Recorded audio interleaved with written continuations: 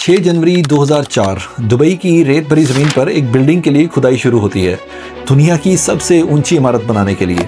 उस वक्त दुनिया की टॉलेस्ट बिल्डिंग थी ताइपाई 101 ताइवान में, जो कुछ ज़्यादा नहीं, सिर्फ 500 मीटर से थोड़ी ही ऊंची थी। लेकिन दुबई का प्लान इस बार कुछ और ही था। उनका गोल सबसे ऊंची बिल्डिंग बनाना नहीं था, बल्कि रिकॉर्ड को इस तरह से तोड़ना था कि दोबारा उनके रिकॉर्ड को तोड़ने लायक कोई चांस ही ना बचे। एक ऐसी हाइट जिसको देखकर कोई और कम्पीट करने से पहले ही थक जाए, क्योंकि इससे पहले जब भी रिकॉर्ड टूट रहे थे तो न्यू बनने वाली बिल्डिंग पहले वाली से 5%, 10% या 20% ही ऊंची हुआ करती थी, मगर दुबई इस बार बनाने जा रहा था दुनिया की टॉलेस्ट बिल्डिंग से भी 62% ऊंची बिल्डिंग, यानी 828 मीटर, और वो बिल्डिंग थी बुर्ज खलीफा।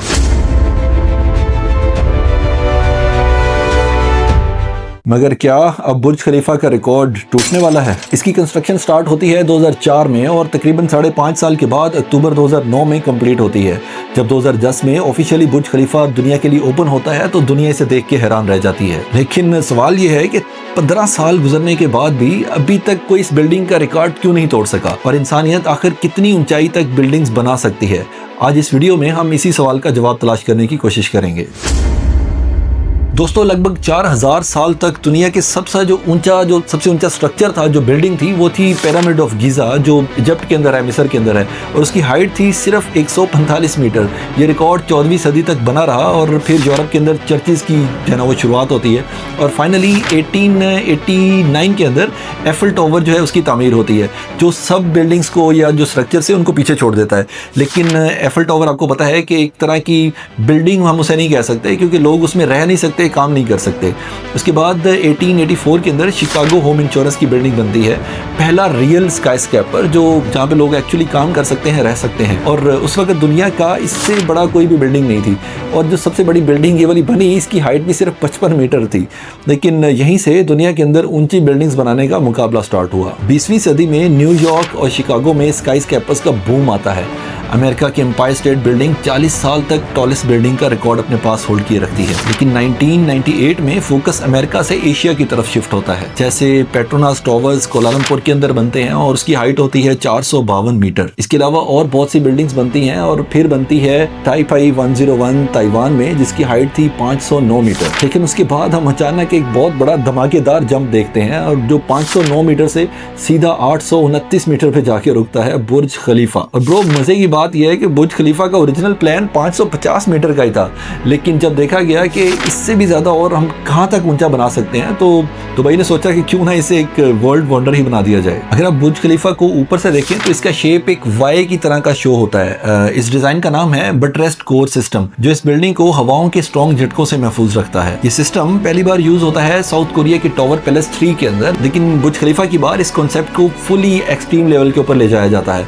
इसकी फाउंडेशन में 192 कॉलम्स हैं, जो 50 मीटर तक जमीन के नीचे तक जाते हैं, और कंक्रीट को इतना ऊपर तक पंप करने के लिए स्पेशल दुनिया के सबसे बड़े कंक्रीट पंप्स भी बनाए गए थे। एक बहुत ही क्रेजी चीज हम देखते हैं कि बुर्ज खलीफा का एक्सटीरियर दुनिया की सबसे बड़ी एलईडी स्क्रीन भी है, जो बना है 12 लाख एलईडीज से। हाँ, ठीक सुना ब्रो, 12 लाख एलईडीज। इसी वजह से आप बुर्ज पर लाइट शोज, पैटर्न्स और इवन मूवी के ट्रेलर्स वगैरह भी देख सकते हैं। जैसे शाहरुख खान की पठान फिल्म का ट्रेलर भी पूरी बिल्डिंग के ऊपर चला था, और ये कोई प्रोजेक्टर नहीं था, ये रियल एलईडी लाइट्स हैं, जिससे एक रियल एलईडी स्क्रीन बनती है। थोड़ा सेफ्टी का सीन देखिए कि अगर आप 160वें फ्लोर के ऊपर है और नीचे कहीं आग लग जाती है, तो क्या आप सारी सीढ़ियां उतरेंगे और बाहर जाएंगे? बुर्ज खलीफा में हर 25 फ्लोर के बाद एक रेफ्यूजी एरिया भी बना हुआ है, जो फुली एसी है, प्रेशराइज्ड है और फायर प्रूफ भी है। मतलब एक ही बार के अंदर सारी बिल्डिंग को खाली करना जरूरी नहीं है, बस आप उस सेफ एरिया के अंदर जाके अपने आप को महफूज कर सकते हैं।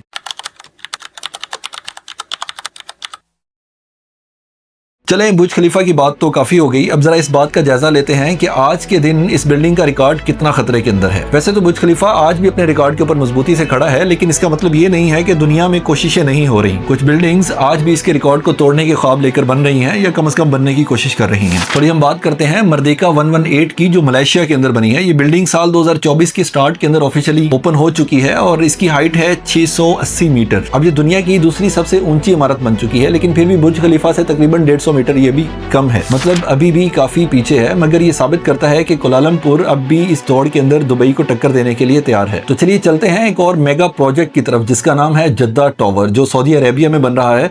इसका विजन सिंपल है, 1 किलोमीटर से ज्यादा ऊंची बिल्डिंग बनाना। कंस्ट्रक्शन का काम 2013 के अंदर स्टार्ट होता है, लेकिन 2018 में करप्शन इश्यूज आते हैं और कुछ बड़े इन्वेस्टर्स इसके अंदर अरेस्ट भी हो जाते हैं और ऊपर से कोविड-19 आ जाता है और इन्हीं सब चीजों के चलते जद्दा टावर का काम पॉज हो जाता है। लेकिन अब 2025 के अंदर फाइनली प्रोजेक्ट की कंस्ट्रक्शन वापस रिज्यूम हो चुकी है और सऊदी गवर्नमेंट इसे जद्दा इकोनॉमिक सिटी का सेंटर पीस भी बनाना चाह रही है, ताकि उनकी इकोनॉमी ऑयल से हटकर नए सेक्टर्स के अंदर भी ग्रो कर सके। अभी का टारगेट है कि ये प्रोजेक्ट 2028 तक कंप्लीट हो जाए, तो अगर सब कुछ ठीक चला तो ये बिल्डिंग बुर्ज खलीफा का गेम पलट सकती है। दोस्तों, यहाँ एक बहुत मजे का चैलेंजर भी है, जो बुर्ज खलीफा के लिए तो एक चैलेंज है, मगर दुबई के लिए वो चैलेंज नहीं है। उसका नाम है दुबई क्रीक टावर। ये दुबई का अपना ही एक प्रोजेक्ट है, जिसे एक्सपो 2020 के लिए प्लान किया गया था, लेकिन फाउंडेशन भी रेडी थी, सब कुछ रेडी था, लेकिन अभी तक भी कंस्ट्रक्शन का एक्चुअल काम रुका ही हुआ है। इस टावर की हाइट एस्टिमेट की जा रही है 1300 मीटर, यानी कि जद्दा टावर से भी 300 मीटर ज्यादा। लेकिन ये एक रेजिडेंशियल कमर्शियल बिल्डिंग नहीं होगी, यहाँ पे लोग रह नहीं सकते, काम नहीं कर सकते। ये सिर्फ एक ऑब्जर्वेशन टावर होगा, एफल टावर की तरह। और 2025 तक ऑनेस्टली इस प्रोजेक्ट के ऊपर अभी कोई खास प्रोग्रेस नहीं हुई,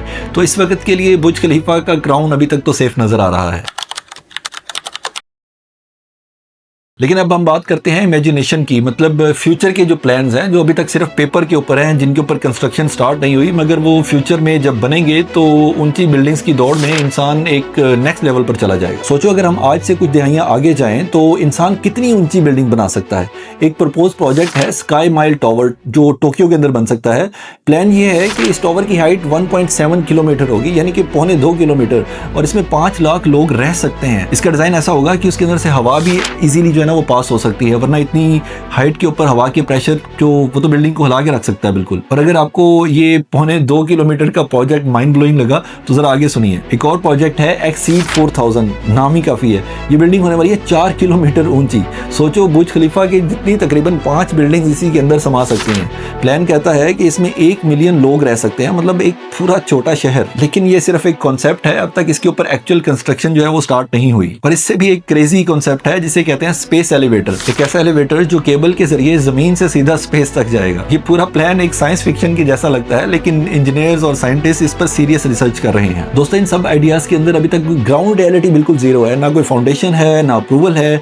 ये सब फ्यूचर के ख्वाब जैसा है। लेकिन आज जो आप वीडियो देख रहे हैं, जो इंटरनेट है, जो मोबाइल आप इस्तेमाल कर सकते हैं, इस सब की शुरुआत भी एक ख्वाब की तरह ही हुई थी। हाँ, कुछ ऐसे रियल चैलेंजेस भी हैं जिनसे निपटना इस वक्त तक तो थोड़ा सा मुश्किल नजर आ रहा है, मगर उस पर बहुत सा काम भी जारी है। चैलेंजेस की अगर हम बात करें तो जैसे जितना ऊंचा जाओगे उतना ज्यादा प्रेशर बिल्डिंग के नीचे वाले हिस्से के ऊपर भी पड़ेगा। तेज हवाएं भी डेंजरस हो सकती हैं। मटेरियल जैसे स्टील, कंक्रीट वगैरह, इन सब की ताकत की भी कुछ लिमिट्स होती हैं। फ्यूचर में हो सकता है कि कार्बन फाइबर यूज हो, जो लाइट वेट होता है और साथ में ज्यादा स्ट्रॉन्ग भी होता है। इसी तरह 2 किलोमीटर से ज्यादा ऊपर जाने के बाद इंसान की बॉडी को ऑक्सीजन और एयर प्रेशर के इश्यूज हो सकते हैं, जैसे पहाड़ी इलाकों में जाने के बाद होता है, क्योंकि ज्यादा बड़ी बिल्डिंग्स के अंदर बालकनीज वगैरह भी अलाउ नहीं होती और उसी की वजह से इनसाइड का एयर प्रेशर मेंटेन करना बहुत मुश्किल और महंगा पड़ सकता है। एक और बड़ी प्रॉब्लम है कि बड़ी बिल्डिंग्स बनाना क्या हर बार ऐसे ही कामयाब रहेगा जैसे दुबई के लिए रहा, या बुर्ज खलीफा एक एक्सेप्शन था। दुबई ने टूरिज्म और इकोनॉमी दोनों बढ़ाए, लेकिन हर बार ये फार्मूला काम करेगा या नहीं। इसी वजह से 2023 में चाइना ने तो एक नया लॉ ही पास कर दिया, नो बिल्डिंग्स अबव 500। और उसका रीजन बहुत सिंपल था, wastage of public funds and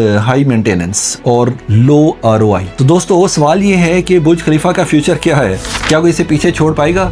अगर हम हकीकत के अंदर देखें तो आज के वक्त में दुनिया में सिर्फ कुछ ही जगहें ऐसी हैं जहां ऐसे बड़े मेगा प्रोजेक्ट्स का सपना सच बन सकता है। मिडिल ईस्ट को अगर हम लें, सऊदी अरेबिया जैसी कंट्रीज, UAE जैसी कंट्रीज, इनके पास ना सिर्फ पैसा है बल्कि एक क्लियर विजन भी है। इनका गोल है अपनी इकोनॉमी को ऑयल से लग्जरी टूरिज्म की तरफ लेके जाना, और ऐसे आइकॉनिक प्रोजेक्ट्स इनके लिए मार्केटिंग का टूल बन सकते हैं। एशिया में भी एम्बिशन है, जैसे जापान, सिंगापुर और मलेशिया वगैरह ने स्काई स्केपर्स के मामले में काफी आगे कदम बढ़ाए हैं। लेकिन यहाँ प्रैक्टिकलिटी और रेगुलेशंस काफी इंपॉर्टेंट जो है ना वो रोल प्ले करते हैं। जैसे हमने देखा कि चाइना ने तो अब ऑफिशियली 500 मीटर से ऊंची बिल्डिंग्स को रिस्ट्रिक्शन ही लगा दी है, और बाकी दुनिया जैसे यूरोप या अमेरिका वगैरह, वहां पर फोकस अब प्रैक्टिकलिटी पर है, दिखावे के ऊपर नहीं है। मतलब जब तक किसी बिल्डिंग का सच में इकोनॉमी को बहुत बड़ा फायदा ना हो सके या उसका कोई सोशल पर्पस ना हो, तब तक ऐसे मेगा टॉल टावर्स बनाना सिर्फ एक वेस्टेज ऑफ टाइम और मनी ही समझा जाता है। सो जब तक कोई नया रेवोल्यूशनरी आइडिया या मटेरियल नहीं आ जाता, बुर्ज खलीफा का रिकॉर्ड अगले चंद सालों के लिए तो हम सेफ समझ ही सकते हैं। अगर आपको ये डॉक्यूमेंट्री पसंद आई हो तो चैनल को सब्सक्राइब और वीडियो को लाइक करने के बाद अगला टॉपिक कमेंट के अंदर ज़रूर सजेस्ट कीजिएगा। अपना ख्याल रखें। Good bye.